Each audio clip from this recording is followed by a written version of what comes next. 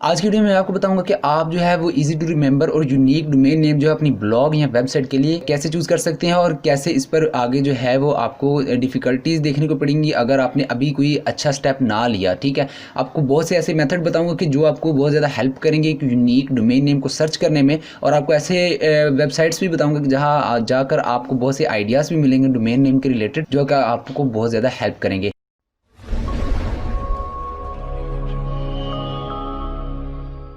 अस्सलाम वालेकुम friends, welcome back to another video. तो सबसे पहली बात कि आपने अगर अपना कोई नीच कोई टॉपिक चूज़ कर लिया है कि जिस पर आपने वर्क करना है तो वेल एंड गुड। अगर आपने अभी तक नहीं चूज़ किया और जो देखना चाहते हैं कि भाई हम किस टॉपिक पर काम करें, तो अब मेरी इससे पहले एक वीडियो बन चुकी है जिसे मैंने 10 बेस्ट माइक्रो निच टॉपिक्स बताए हैं कि जिन पर आपको अच्छी खासी ट्रैफिक जो है मिल जाएगी और आप अच्छी खासी मंथली इनकम भी उनसे जनरेट कर सकते हैं। तो अगर आपने वो वीडियो नहीं देखी हुई तो उनका लिंक डिस्क्रिप्शन में मिल जाएगा और आपको यहाँ आई कार्ड में भी वो वीडियो नज़र आ जाएगी, उस पर क्लिक करके आप बाद में देख सकते हैं। ठीक है,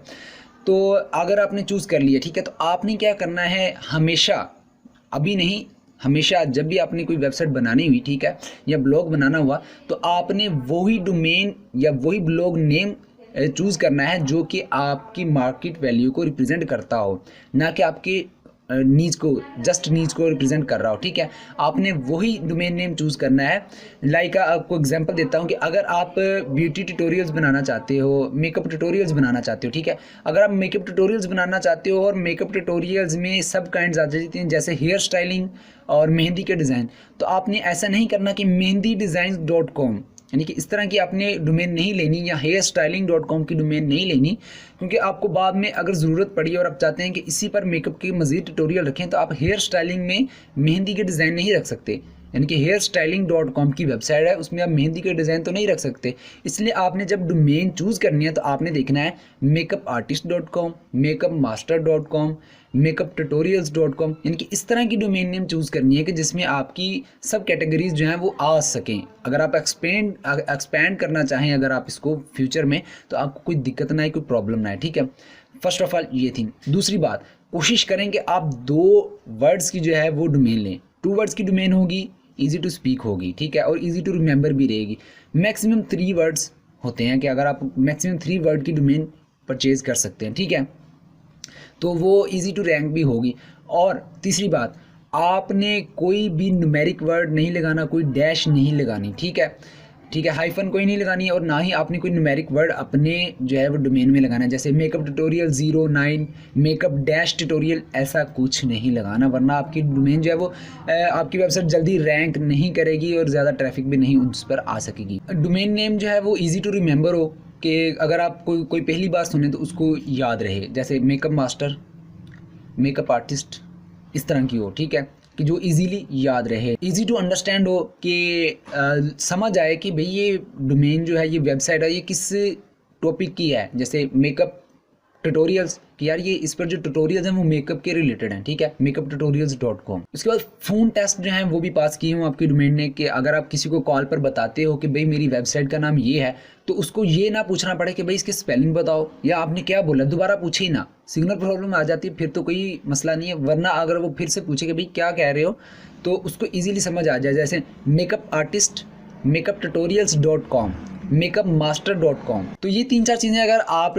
अपने माइंड में रखते हुए चूज़ कर लेते हो डोमेन नेम कि आपने क्या नाम रखना है, तो आपने जो डोमेन लेनी है वो .com की लेनी है, .net .org वो नहीं आपने अभी लेनी, ठीक है, आपने यही प्रायोरिटी रखनी है कि आपको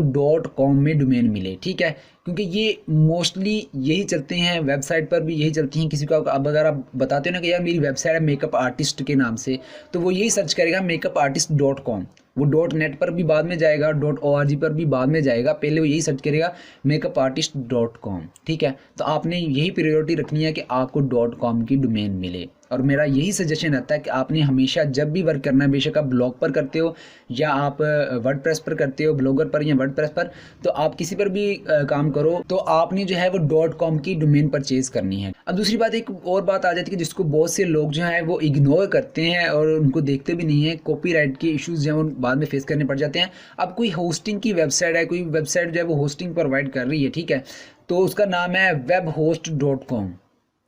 ठीक है, तो आप ये नहीं डोमेन ले सकते कि डोमेन webhost.com, कि आप वेबसाइट बना लो उससे मिलती जुलती नाम की, के शुरू में वेब लगा दो, web domain web hosting .com इस तरह की बना लोगे तो वो उससे सेम टू सेम कंपैरिजन हो जाएगा, क्योंकि वो भी होस्टिंग प्रोवाइड कर रहा है, डोमेन प्रोवाइड कर रहा है, और आप भी सेम उसी तरह का बना लो, तो ये सेम टू सेम मैचिंग हो जाएगी आपकी वेबसाइट्स की, और ये भी कॉपीराइट में इश्यूज आ सकते हैं बाद में। अगर आप ब्रांड बनाना चाहें और अपना एक अलग से बिजनेस जो है अगर आप शुरू करना चाहेंगे इसी वेबसाइट को लेकर, तो वो प्रॉब्लम करेगा। और लास्ट में यही बात आपको बताता चलूँ कि आपने जो डोमेन चूज करना है वो ट्रूली रिप्रेजेंट कर रहा हो कि आपकी जो डोमेन है, जो आपका ब्लॉग है, जो आपकी वेबसाइट है, वो क्या है, किस टॉपिक के रिलेटेड है।